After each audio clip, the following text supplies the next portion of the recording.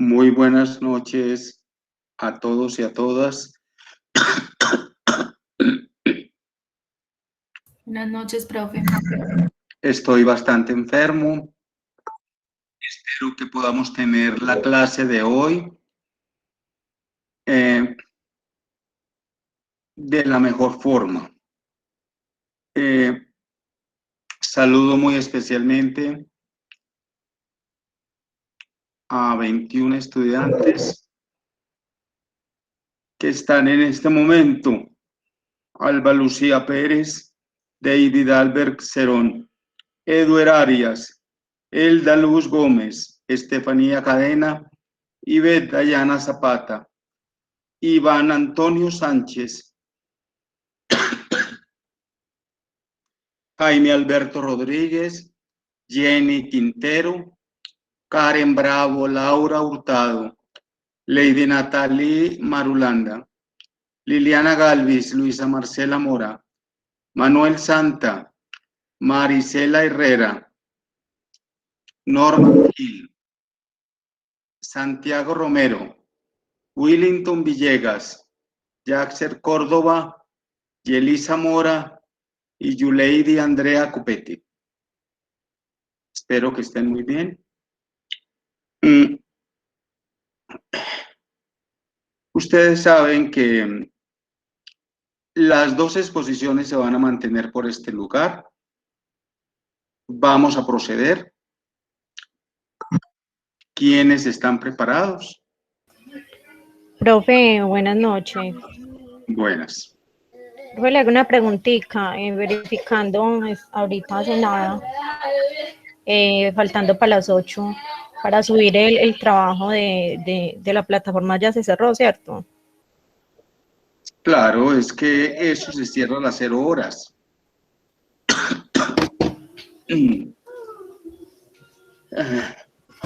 Bueno, ¿le puedo hablar al interno? pero en este momento no. Vamos a proceder a la clase después de la clase con mucho gusto. Muchas gracias, profe. Bueno, profe, yo me encuentro preparado si usted lo desea, maestro. ¿con quién trabajó usted? Las diapositivas, maestro.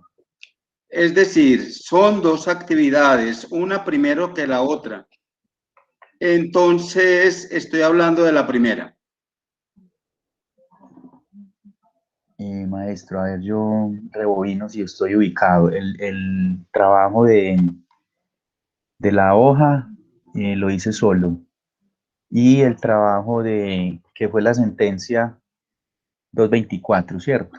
Y el trabajo de las diapositivas, que era de Nino, ese trabajo también lo hice solo. Eso era en equipo. Eso era en grupos. Ah, maestro.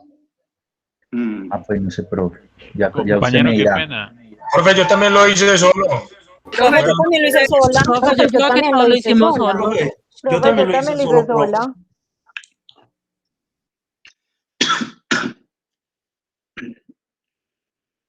Bueno, procedamos pues como sea. ¿Quién quiere iniciar? Profe, qué pena. Una duda.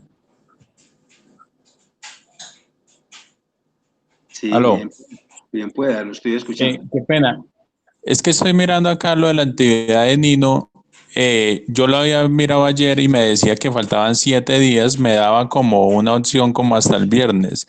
Y lo miro y como que le cambiaron el término, profe, porque ya está cerrado.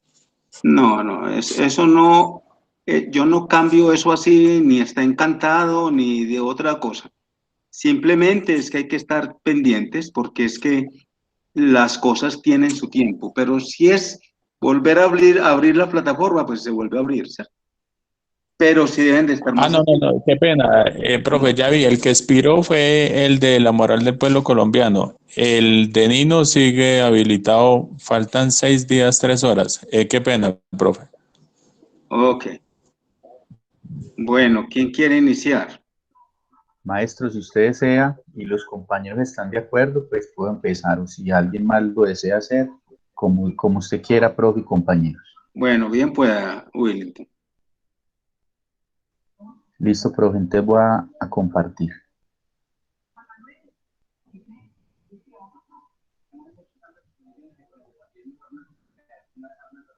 Pero ese trabajo sobre la moral del pueblo colombiano, el estado de conmoción, ¿cierto, profe? No vamos a hacer el de las diapositivas porque ese es para dentro de 8 días, de 6 días.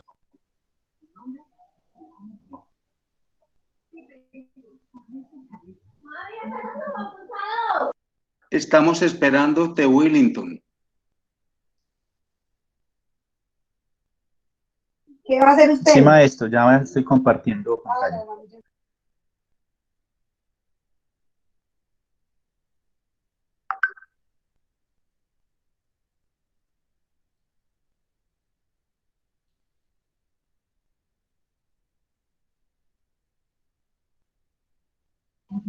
¿Me confirman si ya está compartiéndose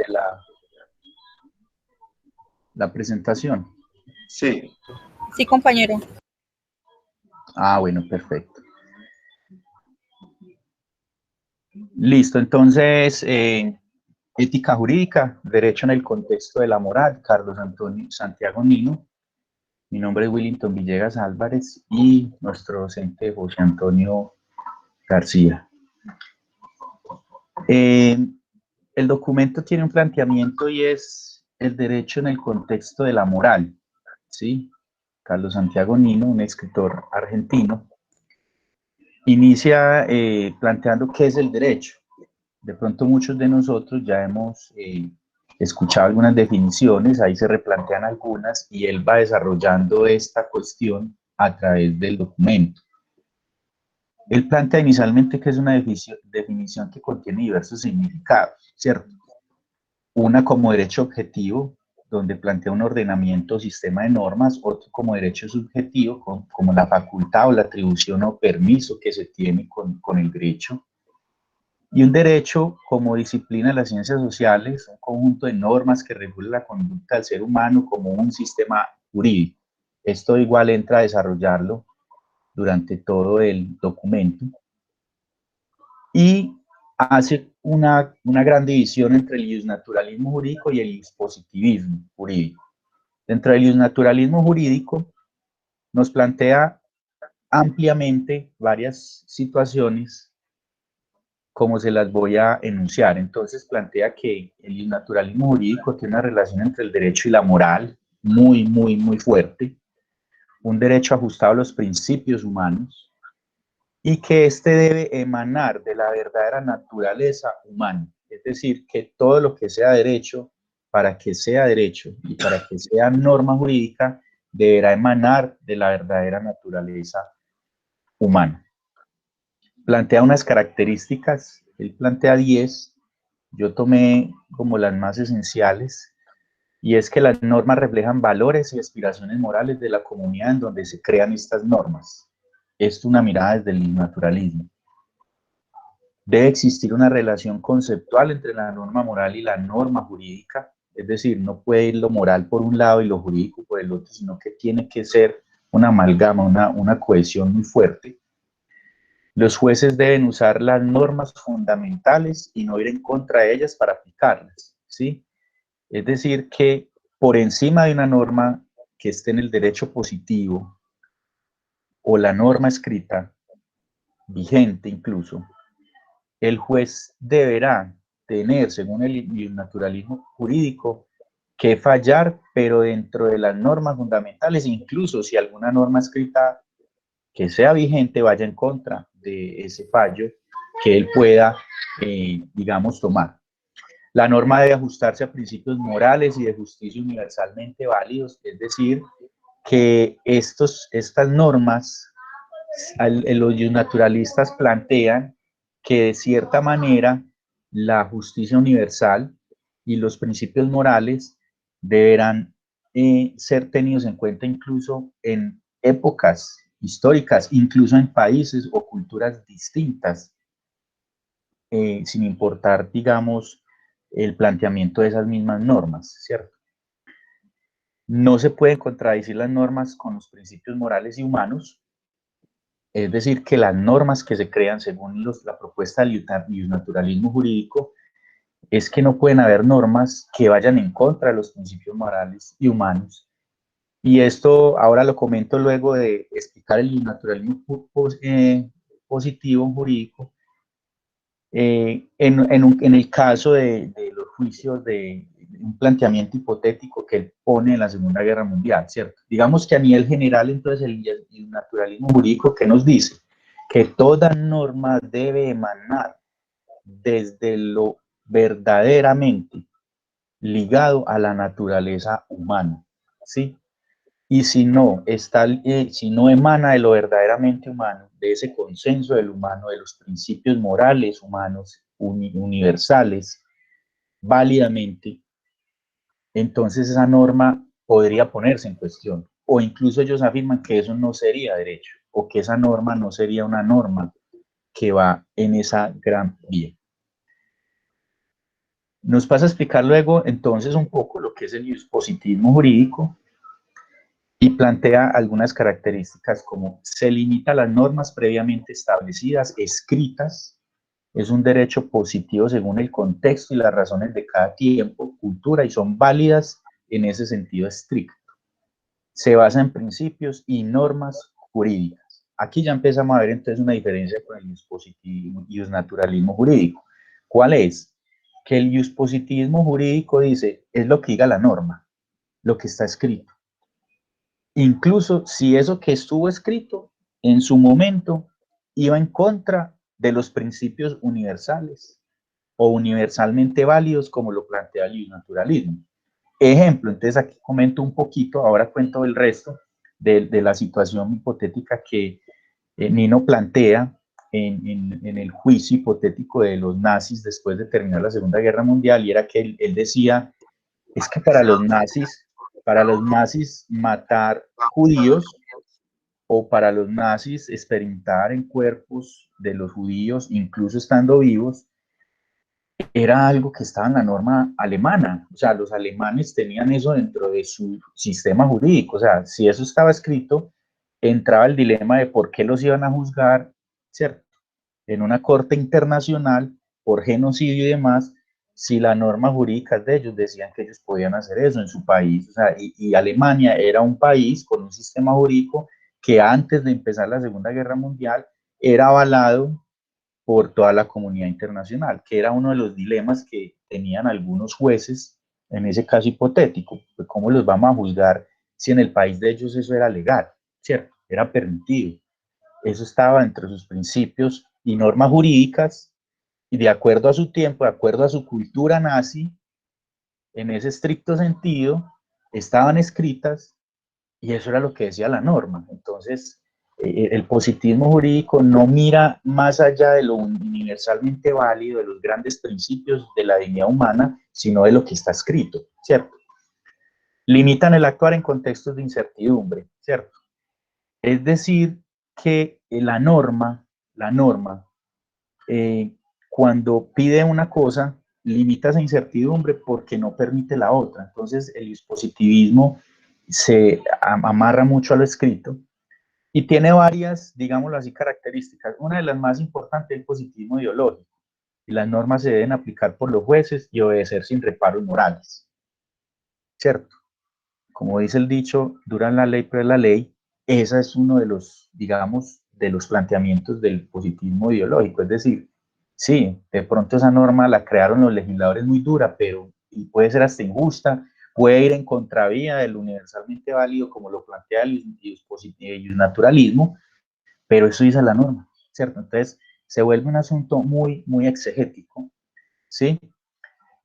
Bobbio dice que por emanar de la voluntad dominante es justo, es decir, si la creó el legislador, si la crearon en el Congreso, que ellos son los líderes del pueblo, fueron elegidos democráticamente, hay una deliberación, hay un diálogo, hay unos debates, esa norma tendrá que ser buena, ¿cierto? Es uno de los planteamientos de Bobbio. Si emana de la voluntad dominante es porque es justa, ¿cierto? Eso es un asunto del dispositivismo. Otro asunto que miraron fue, en uno de los asuntos a mirar en el dispositivo jurídico, es que toda autoridad estatal solo viene de Dios, ¿cierto? Entonces eso se lleva a un pseudopositivismo por un planteamiento que hizo Lutero Si sabemos, Lutero fue uno de los grandes creadores de lo protestante en Alemania, donde él dijo, no, es que la autoridad estatal viene solo de Dios, no del Vaticano, y ahí fue donde nació una línea protestante. Y dijo, no, la autoridad no viene de Roma, ni del Vaticano. La autoridad, esa autoridad viene de Dios, y por eso se creó el protestantismo, la línea protestante de Martín Lutero en Alemania. Y entonces ellos decían es que la norma escrita, o lo que está a rajatabla dicho, puede tener fisuras. Entonces ahí es donde se analiza que muchas de las cosas que están escritas de una manera muy definida pueden tener también estas problemáticas en el dispositivismo, ¿cierto? Y es, aprueba una cosa, pero no está prohibiendo la otra. Entonces ahí también el dispositivismo, por ser tan exegético y tan, digámoslo a lo paisa, cuadriculado, permite unas fugas. Por eso dicen es pseudo positivismo, o sea, no alcanza a ser algo tan claro, y mire lo que puede generar, y ponen el ejemplo de Lutero. Los positivistas plantean que el derecho es el conjunto de normas impuestas por los que tienen el monopolio de la fuerza en una sociedad, muy parecido al planteamiento de Bobbio, en este sentido de la creación de la norma.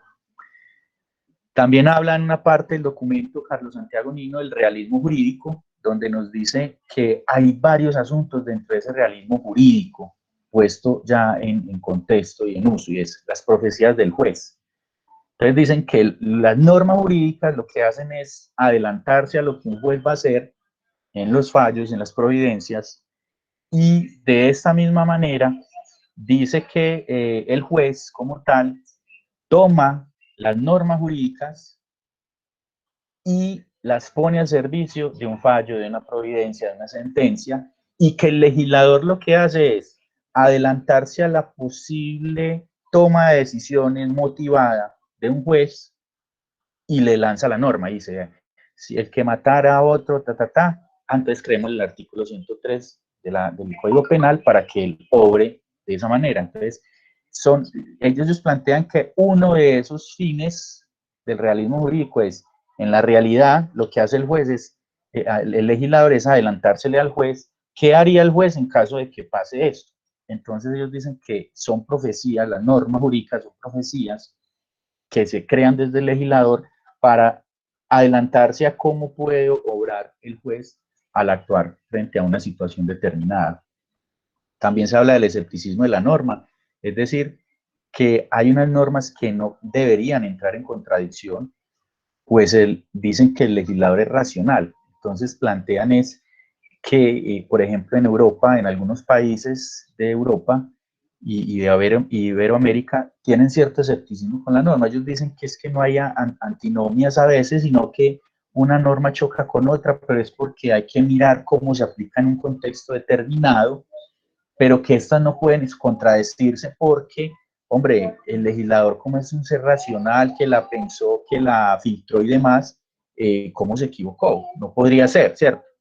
Ese es el escepticismo de la norma. También miran el common law, que son los fundamentos y precedentes judiciales, más que en la norma, es decir, que hay países que aplican esta técnica judicial, y es que no miran tanto la norma escrita, sino que van mirando cómo los jueces, cómo la línea jurisprudencial va fallando en algunos casos, y estos jueces lo que van mirando es hacia atrás y dicen, Pepito le dio un puño a B, fallaron con C. En otro caso, Pepito le dio un puño a B, fallaron con C. Y en mi caso, Pepito le dio un puño a B, a C, será la consecuencia, ¿cierto? Entonces, el common law se basa más allá de la norma estricta escrita, se basa en la jurisprudencia de los precedentes judiciales que se van dando, más que pegarse del artículo, del código, de la norma que exista. La definición de las normas dentro del realismo jurídico dicen que estas pueden tener vaguedades en el lenguaje, falta de certeza en la norma jurídica, es decir, que cuando se define dentro de la realidad jurídica las normas, se crean las normas, casi siempre por asuntos de lenguaje, estas tienen lagunas, vacíos, anomias o antinomias, porque el legislador no alcanza a dilucidar todas las posibles fallas que puede tener una norma al ser creada, ¿cierto? Ya digamos que consideraciones generales de la lectura, maestro, usted mira cuánto tengo, ya me faltan sino estas 2 diapositivas y termino. Entonces, las consideraciones sobre el documento. Hay un principio de efectividad que dice que se considera válido cualquier sistema aprobado por las naciones. Este fue uno de los grandes dilemas en ese caso hipotético de la Segunda Guerra Mundial, juzgando a grandes líderes nazis después del genocidio. Y es, hombre, si Alemania era un país, estaba dentro de la, digamos, comunidad internacional, el sistema jurídico que tenían era aprobado, se suponía que lo que hacían allá era legal. Entonces, por eso es un sistema aprobado por las naciones y era válido y se suponía que ese sistema jurídico que ellos tenían. Entonces, ¿cómo vamos a juzgar a estos nazis si ellos estaban obrando en derecho? Obviamente, en su derecho, porque era el derecho que tenían los nazis para hacer todo lo que hicieron. Había un principio de nula poenis sine lege praevia, o sea, lo que decimos es que si no hay tipicidad, uno no puede ser juzgado, no se puede juzgar un delito si no hay una norma previa que lo prohíba, ¿cierto? Eso fue uno de los problemas también en los juicios de la Segunda Guerra Mundial, porque de cierta manera no sabían qué hacer en este caso, es decir, hombre, si no estaba prohibido este tipo de asuntos y atrocidades que se cometieron, ¿cómo los vamos a juzgar, cierto? También miraban la objeción de conciencia, que era uno de los principios que ya planteaba alguien. Bueno, estas dos primeras, el principio de efectividad y el principio de nula poenis sine lege praevia, era muy positivista, es decir, hombre, si eso no está escrito, ¿de dónde nos vamos a pegar? Pero ya otros, los naturalistas, decían, no, un momento, la objeción de conciencia, es que desde la universalidad válida del humano, hombre, si a mí me dicen que vaya y descuartice un judío, yo como ser humano o como nación o como conciencia colectiva deberíamos entender que eso está mal. Entonces ahí deberían de estas personas haber objetado una cantidad de, digámoslo así, actos inhumanos que se dieron en la Alemania nazi. Habla también Santo Tomás, un asunto muy naturalista, el derecho natural es universal, aplica a todos los hombres, todos los tiempos y es inmutable, es decir, el derecho a la vida, a no hurtar, a no hacerle al prójimo lo que no te gusta que te hagan. Entonces, eso es una mirada también naturalista, por ejemplo, en ese caso. Hombre, sí, los nazis tenían sus normas y su sistema jurídico, eso estaba escrito, eso es positivista, dentro de una estructura y de un sistema jurídico, pero hombre, desde hace muchos siglos venimos respetando la vida, todo lo que es válido del ser humano, el respeto al otro, a los bienes. Entonces, Santo Tomás planteó uno de los preceptos naturalistas más importantes, que es que el derecho natural es universal, que aplica a todos los hombres, todos los tiempos y es inmutable. ¿Sí? Las normas prescriptas, autorización o prohibición plena, es un asunto del positivismo, es decir, lo que está escrito, escrito está, me permite o me prohíbe, ¿cierto? Es una postura positivista. Las leyes son positivas, deben coaccionar los mandatos del derecho natural.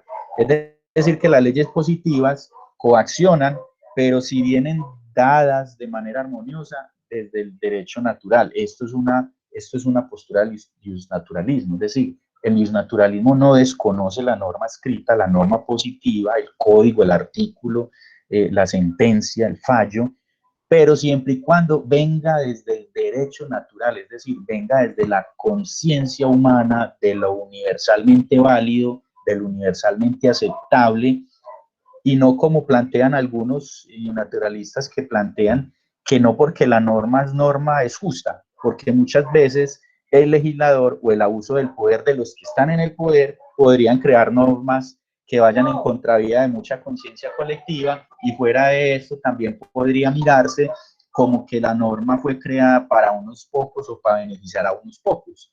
Entonces, por eso dicen, es del mandato del derecho natural, ¿cierto? El principio de utilidad, la conducta es correcta cuando incrementa el bienestar a la mayor cantidad de personas. Esto lo plantea Jeremy Bentham, ¿cierto? En uno de sus postulados frente a lo que es el derecho.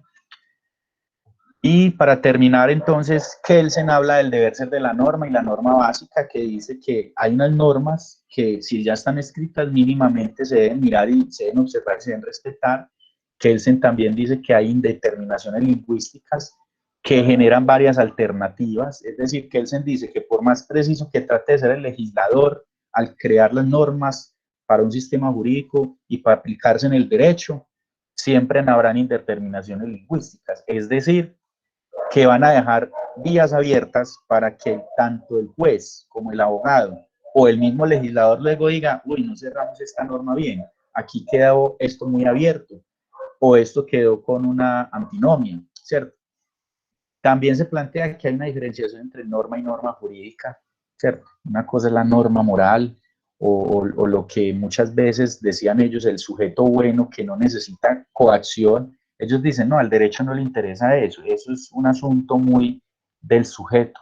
Mira en qué fuente beberá para resolver su inquietud, pero al derecho le importa la norma jurídica, la que coacciona, la que determina, la que limita, la que está escrita, la que da indicaciones claras y concretas. El naturalismo plantea una máxima que me pareció muy interesante y es que nada es derecho si no debe ser derecho, mirándolo como Gandhi, ¿cierto? Si una norma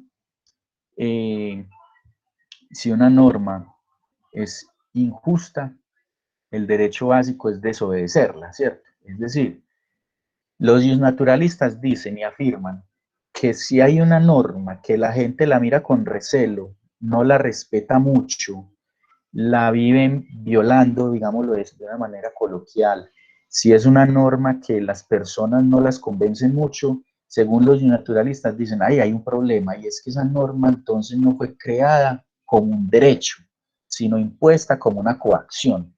Entonces, nada es derecho si no debe ser derecho.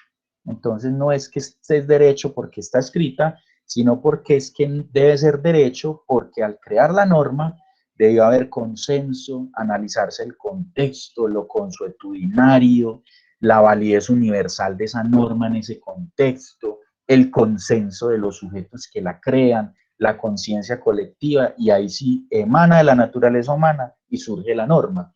Pero cuando las normas, los decretos y demás legislaciones surgen de manera impuesta por los que están en el poder, ahí es donde no se mira como derecho, que esa norma no debe ser vista como derecho. Y el derecho y la diferenciación con sociología, antropología e historia es uno de los grandes planteamientos de Santiago Nino, en el sentido de que no podemos mirar el derecho como una simple mirada analítica, ¿cierto? De cómo debe comportarse el sujeto ante la norma, que si es justo, que no es justo, o cómo han hecho otras culturas a través de la historia frente a actuar en la norma, o la relación con el poder, o con los derechos como tal, o cómo ha transcurrido a través de la historia la relación del hombre con su contexto, entorno y sus derechos y sus deberes, sino que dice, hombre, todo lo que sea posturas ideológicas, filosóficas, históricas, eso no es derecho. El derecho es algo más concreto, el derecho da unas cuestiones y unos parámetros y unos límites para actuar, para aplicar. Todo está o debería estar escrito, trata de no dejar vacíos, colecciona y corrige el actuar de la conducta humana, y como tal el derecho como tal, entonces se diferencia de estas disciplinas en que es mucho más concreto, más delimitado, más definido, más claro, más contundente que esas otras disciplinas que son un poco más amplias, más abiertas, más reflexivas y digamos un poco más holísticas. Bueno, maestro, me disculpa ahí el tiempo, no sé si me excedí mucho en el tiempo, compañeros, esa es como digamos, a la actividad, profe, no sé si tenga alguna inquietud, algún comentario, compañeros. Eso fue como lo que más traté de tomar del documento, me pareció muy interesante y esa era la presentación. Willington, lo hiciste mejor que el profesor. Unas diapositivas no, claras, maestro. unas diapositivas muy bien elaboradas y un discurso que de verdad es muy agradable escucharlo. Muchas gracias. Es con mucho gusto, maestro y compañeros. No sé si tengan alguna inquietud o se me haya escapado algún detalle del documento. Estoy aquí atento, pues, pero abro paso entonces, maestro, si hay dudas y si no, pues para continuar la clase. ¿Quién continúa, por favor?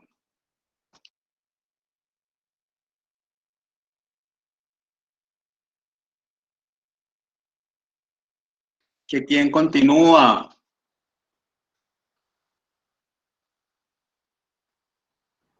Profe, buenas noches. Alba Lucía, bien pueda. Profe, Pase pues, la presentación. pero yo iba a hablar era sobre la sentencia, la 224. No. No, primero esto. Pero yo las diapositivas, profe, no las he terminado. Vea pues. Mm. Bueno, entonces, ¿quién está preparado?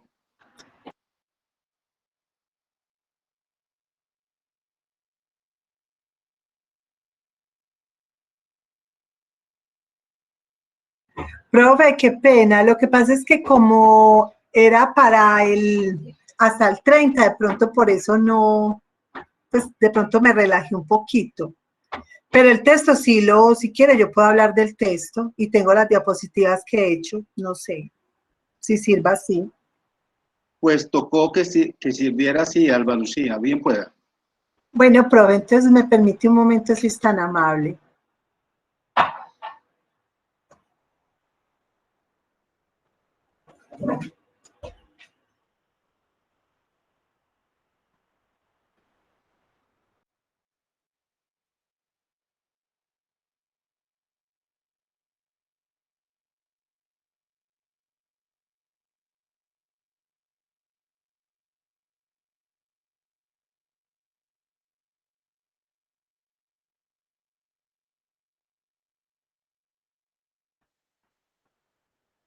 Ahí están viendo las diapositivas. Sí, señora. Sí, bueno. Sí. Bueno, entonces, hablando pues del tema y como complementando un poco a lo que estaba diciendo nuestro compañero, yo lo enfoqué más que todo en lo que era la relación derecho y moral, ¿cierto? Que muchas veces en las distintas regiones o en las distintas sociedades se maneja una moral. Por ejemplo, en Colombia podemos decir que en muchos partidos o personas políticas no permiten, por decir algo, el matrimonio homosexual. Y por eso es que ha sido como una dificultad en estos momentos que eso se pueda presentar. O sea que si lo miramos desde la parte del derecho, eso se vuelve una norma. ¿Y la norma cuál es? Que las personas del mismo sexo no se pueden casar. Entonces, mirándolo desde del texto que leímos desde niño, miramos que el derecho como tal se desprende de acuerdo a su connotación. Por ejemplo, se dice que de la parte jurídica el derecho es un ordenamiento o sistema de normas. O sea, lo que está en estos momentos, por decir algo, el Código Civil, el Código Penal. Entonces uno tiene que cumplir esas normas o debe cumplir esas normas porque eso es lo que regula nuestra conducta en una sociedad. Pero también podemos decir que el derecho es como, desde la parte subjetiva, es como la facultad, atribución, permiso o posibilidad que uno tiene como persona. O sea, cuando yo quiero hacer algo y yo digo, pues yo quiero ser abogada y eso es lo que yo quiero, ese es mi derecho. También se mira como desde el estudio de la realidad jurídica. O sea, cuando uno, por ejemplo, en las normas morales, que es lo que hace la relación moral y derecho, cuando uno lo mira así, entonces uno dice, bueno, es que la moral de este país es que el matrimonio gay no debe existir. porque es la moral católica, la que se desprende de acá, y se va volviendo esta moral católica en una moral social. Esto también lo desprendimos mucho de la sentencia 224. Tocando el tema del caso que se coloca en el texto, mirábamos cómo los nazis, ellos mismos crearon su norma, y lo que ellos hacían en esta violencia que ellos ejecutaban, eso era normal, o sea, eso era un derecho que ellos podían hacer porque lo hacían, digamos, defendiendo su población, defendiendo las creencias de ellos. Entonces, al defender esas creencias, eso era moralmente aceptable. Es como, por ejemplo, que uno diga, bueno, yo puedo, y me disculpan la expresión, yo puedo asesinar o matar a todas las mujeres porque son más débiles que el hombre. Entonces, como son más débiles, hay una norma que dice, al más débil se puede matar. Entonces, eso hacían los nazis, y desde la norma iusnaturalista, que es como la discrepancia que existía entre ellos decían, bueno, entonces yo puedo matar, yo puedo asesinar, yo puedo violentar porque yo estoy defendiendo mi raza. Y de ahí ellos podían crear esa norma. Pero uno no se puede violentar e ir en contra de los derechos humanos, ¿cierto? Acá también en estas diapositivas se hace como una relación entre el derecho y la moral. ¿Qué es el derecho y la moral? Lo que hemos venido hablando, que tienen una relación que es como el derecho se puede ir como desde la parte del positivismo, y la moral se puede ir como desde el iusnaturalismo, que acá lo vemos relación entre derecho y moral, donde muchas veces se da una polémica, pero al mismo tiempo se da como una relación, ¿cierto? Por ejemplo, en el iusnaturalismo se da una conexión intrínseca entre derecho y moral, o sea, lo que piensa el hombre. Y esto se va desarrollando mucho con la historia. Ahí se hablaba también en el texto que la historia también iba cambiando mucho esta moral y por ende iba cambiando también el derecho. ¿Cómo así? Por decir algo, si nosotros miramos hace, póngale que 20, 30 años, no hace mucho tampoco, a las personas que tenían relaciones entre el mismo sexo eran totalmente calificadas, denigradas, no se les permitía ningún valor, etcétera, etcétera. A medida que han ido luchando por los derechos de ellos, porque en verdad, pues, ¿qué diferencia hay entre una pareja heterosexual y una pareja homosexual? No hay ninguna diferencia, simplemente es el gusto. Entonces, a medida que se ha ido logrando como especificar que las personas entiendan esa situación, ya esa moral ha cambiado un poco y ya se ha ido aceptando. Todavía hay pues lo que hablábamos ahorita de la moral católica, todavía se ha hecho un poquito pues de que todavía hay personas que no lo aceptan o lo ven mal, ¿cierto? Pero miramos que ha sido más aceptado hoy en día, ya tiene más derechos. Entonces miramos también cómo desde la parte moral también el derecho ha cambiado mucho y la historia permite que esto cambie, lo que hablábamos de los nazis, ¿cierto? Cuando los nazis podían hacer lo que querían, podían torturar, matar, violar y lo hacían en nombre de su pueblo, de su sociedad. En cambio ahora no es permitido esto. Si un país hace esto, entran los defensores de los derechos humanos y se irían en contra como de esta situación.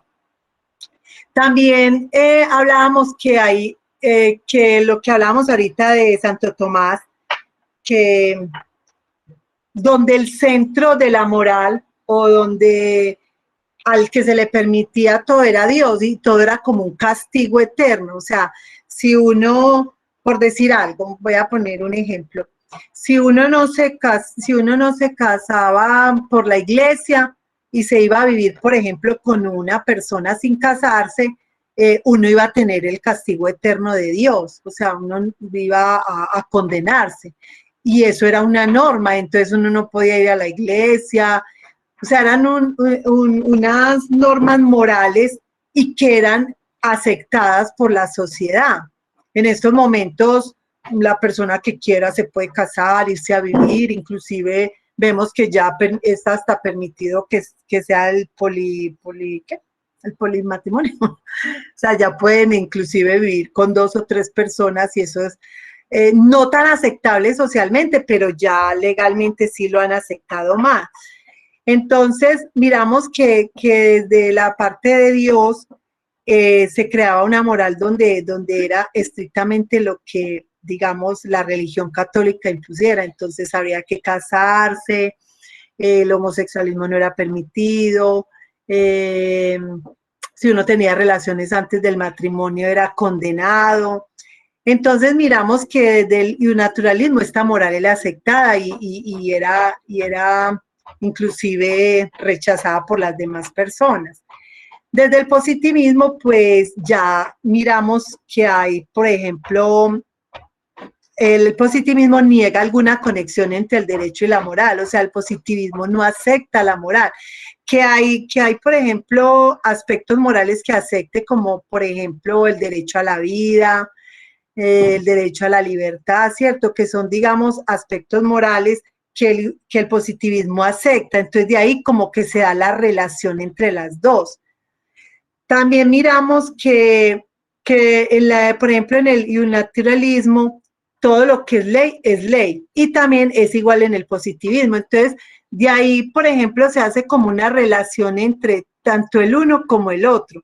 Por eso se dice que es una relación muy estrecha, pero al mismo tiempo hay unas discrepancias muy grandes entre ambos, pero que no se puede ligar el uno del otro. También hablábamos de que nunca, por ejemplo, en el positivismo se puede juzgar basados en un principio moral. Siempre lo que se va a juzgar debe estar escrito, debe estar procesado por un legislador, mientras que el naturalismo se basa mucho en los principios morales universalmente válidos o sobre un juicio moral. Pero si los miramos desde la relación de ambos, podemos analizar que hay una conexión muy grande entre los dos, así el positivismo lo niegue. Y es, por ejemplo, cuando hablamos del derecho a la vida, ¿cierto? El derecho a la vida casi que en la mayoría de las sociedades se ha vuelto ley, o sea, desde la parte moral y desde la parte del positivismo y un naturalismo, la vida es un derecho que hay que respetar, ¿cierto? Y yo no puedo violentar ese derecho, o sea, yo no puedo simplemente porque quiero o porque esta persona me hizo aquello o esto, yo simplemente voy y lo mato. Es el derecho a la vida es algo que no se puede violentar en ningún momento. Entonces ahí también se hablaba como de esos aspectos del derecho y la moral. También la polémica que existe entre ambos, porque el uno va en contra del otro o al contrario. Entonces, muchos aspectos, por ejemplo, cuando hablábamos de la parte de Santo Tomás de Aquino, que decía que todo es un castigo, que es un castigo eterno, el positivismo sale a decir que no es un castigo eterno. Por ejemplo, yo por qué me tengo que casar, o sea, yo por qué no puedo ir y convivir con una persona si yo la persona la quiero y quiero estar con ella, no tengo por qué casarme y eso no tiene por qué ser un castigo eterno. También ahí se hablaba de que en muchas sociedades, por ejemplo, hay cosas que son ley. Yo, por ejemplo, encontraba, por ejemplo, en la India o en los lugares donde hay animales que son sagrados y donde yo no los puedo ni matar, ni comer, ni violentar, porque eso me daría hasta cárcel. O lugares, por ejemplo, donde la pena de muerte es totalmente permitida y cualquier delito que yo cometa me puede dar inclusive la pena de muerte, mientras que en Colombia, por ejemplo, la pena de muerte no es permitida y en muchos países, y se está tratando pues de cambiar como esa situación hoy en día. La otra pues diapositiva pues que iba ahí, profe, que la estaba pues terminando, hablábamos pues del neonaturalismo teológico, que ya les dije, sobre Santo Tomás de Aquino, donde Dios es el orden eterno del derecho natural, que rige para todos, y que esto es inmutable, o sea, que esto no puede cambiar, esto siempre tiene que ser así. También hablábamos del neonaturalismo racional, que está representado por Kant. En este aspecto, Kant dice que rige lo bueno y lo malo, y que son normas universalmente válidas a partir del desarrollo humano. O sea, que las normas van cambiando con el tiempo, lo que hablábamos ahorita de lo de la historia. Y la historia es la que va cambiando esta moral que la que yo hablaba ahorita. Está también el positivismo ideológico, que esto pues es casi que el positivismo, o sea, la norma, que es totalmente omisión a la moral, o sea, la moral no existe en el positivismo ideológico, solamente la norma, lo que está estipulado en la norma y lo que se debe cumplir. Y lo mismo el formalismo jurídico, que está compuesto por preceptos legislativos, positivismo del orden jurídico, derecho, ley. Yo también haría como ya esto pues pienso yo es más como una conclusión mía, leyendo los dos textos, tanto la sentencia 224 y la de Nino. Yo quiero como decir algo, pues, pero ya es muy personal, ya es una opinión muy mía, y es que lastimosamente en Colombia se maneja una doble moral, que digamos eso es lo que está destruyendo mucho digamos en estos momentos la sociedad en Colombia. Cada persona está manejando su moral y la está volviendo casi que ley de acuerdo a su conveniencia, de acuerdo a lo que quiere en el momento, y yo pienso que es lo que de pronto está pasando en estos momentos en Colombia. Todo lo estamos haciendo a conveniencia, por unos preceptos que nos estamos siguiendo a otras personas, y cuando leí yo este texto, tanto la sentencia 224 como esta, pues me dio a entender más de que es verdad, que las sociedades cambian de acuerdo a lo que están queriendo o creyendo. Por ejemplo, cuando leíamos lo de los nazis, yo me aterré, pues uno conoce la historia nazi y uno sabe, pero cuando ya uno lo mira desde el contexto de que eso era ley, entonces uno dice, por Dios, o sea, ¿a dónde podemos llegar con tal de lograr una ideología, con tal de lograr unos planteamientos para nosotros, algo casi que intrínseco, y que es lo que yo quiero? O sea, yo lo quiero así y así debe ser. Entonces involucro, manipulo a otras personas y los voy idealizando para el gusto mío. Entonces este texto realmente me motivó mucho y me gustó mucho, porque aprende uno que aquí, aunque existen unas leyes, unas normas jurídicas que el legislador crea, la moral o la doble moral es la que termina posicionando las sociedades sin uno darse cuenta, porque uno mismo va siguiendo esa norma. Entonces, si esto no me gusta o no estoy de acuerdo, entonces vamos a hacer aquello, vamos a ir en contra, vamos a discutir, a pelear. Si tú no me apoyas, entonces tú estás contra mí, entonces tengo que acabar contigo. Y esto me dejó una enseñanza muy grande, porque no estaba tan equivocada en el pensamiento que yo tenía antes de leer los textos. Listo, profe, no sé, hasta ahí va con las diapositivas.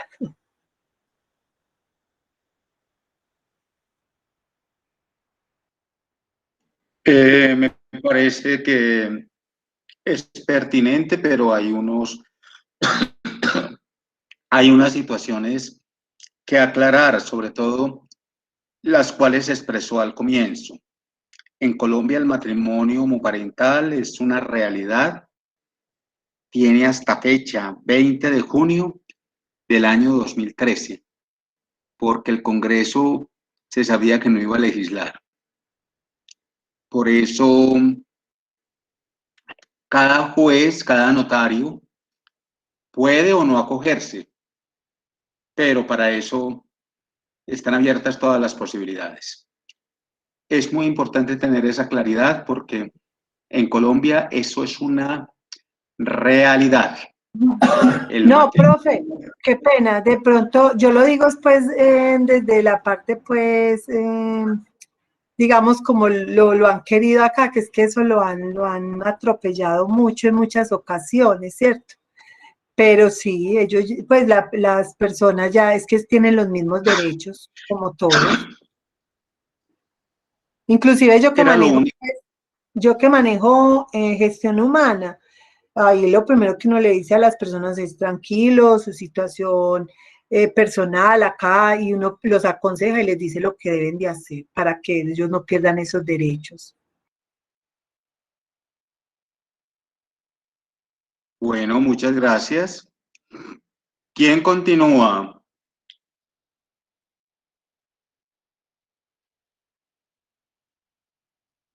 Tendremos 2 sesiones como esta, hoy y dentro de 8 días. Los que están aquí ya pusieron estos archivos en el ABA.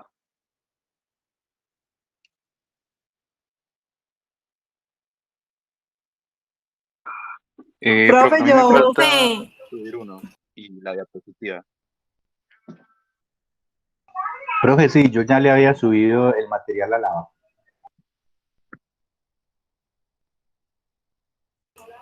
Profe, yo por problemas personales, ajenos a mi situación, no pude montarle este documento.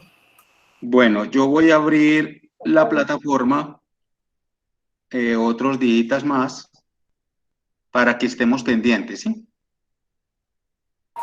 Profe, disculpe, la plataforma, pues a mí me parecía todavía habilitada y me dejó subir los 2 trabajos, sin embargo, pues los subí apenas hoy. No sé si de pronto sean válidos, pero me dejó cargarlos. Ah, bueno. Lo que pasa es que algunos decían que no tenían ya acceso. De todas maneras, yo reviso con mucho gusto. Muchas gracias, profe. Profe, a mí Bueno, solo me faltan las diapositivas. ¿Alguien nos quiere compartir algo más o cerramos por el momento?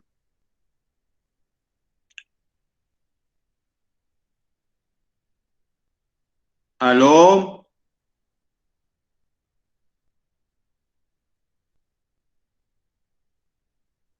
Bueno, entonces parece que no. Profe, voy a revisarla. Sí, bien pueda. Profe, yo tengo una pregunta. Lo que pasa es que quiero preguntar acerca de todas estas exposiciones son acerca del texto de Nino, del texto pues que está en Java. Y entonces se puede hacer para la próxima clase que yo solamente pues lo comencé a hacer, pero no tengo pues como compañeros. Pues entonces, oye, pues lo quiero, pues no sé si hacerlo sola y yo le hablé al WhatsApp, pero entonces no sé si hacerlo sola o qué, porque no tengo pues como compañeros para hacerlo. Entonces comencé pues como a hacer yo sola. Entonces, a ver si entonces se sube hasta si hay plaza hasta el 31 para subirlo, ya que pues me imagino que entonces el mismo día, o sea, el lunes de arriba, o el 30 o el 31, que es el lunes para hacer la exposición y entregarle el documento antes de eso. Sí. Así es. Muy bien. Profe, yo tengo una duda, Muchas gracias. Profe, pero lo puedo hacer sola. Sí, claro, lo pueden hacer como quieran. Profe, tengo una duda. Muchas gracias. Profe. Referente a lo que dice la compañera Quienes Valentina. fuimos al profe. Congreso, tenemos que presentarle todo esto, porque pues yo hice todo esto, pero también fui al Congreso. No estoy muy claro si en esta materia también tengo que presentar algo más. David Albert Cerón Rojas. En el ABA está abierto un dispositivo para los que estuvieron en el Congreso. ¿Listo? Ah, listo, pero presento todo esto entonces, porque no, es decir, mire, a mí me queda muy difícil, vea, haga esto, no haga esto. Por favor, recuerden que habíamos dicho que quienes iban al Congreso se les reconocía el 12%. En el ABA está abierto el dispositivo para el reconocimiento del 12%. Pero si también va a ser esto, entonces, listo. Ah, ok, gracias. Bueno.